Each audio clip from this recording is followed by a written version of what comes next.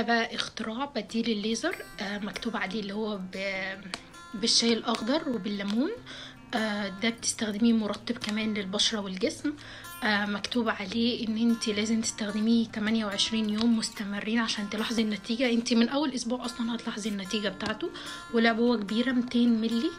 يعني بصراحة ده اختراع بديل الليزر. ده وهم والعبوة كبيرة وسعرها 92 ريال.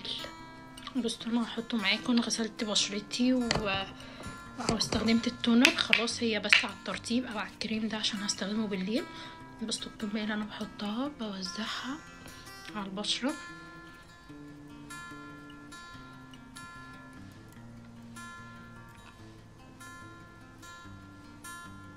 نقط.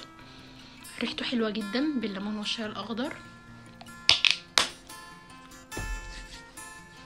بس كده على بشرتي. ممكن تستخدميه بعد الشيفنج او بعد ما تشيلي شعر الوش. انا بستخدم الشيفنج بصراحة. الاول كنت بعمل الشيفنج كل اسبوع. انا دلوقتي بقالي يجي شهر ما عملتش بصراحة من ساعة لما استخدمت الكريم ده. فهو حلو وبيرطب البشرة حلو قوي.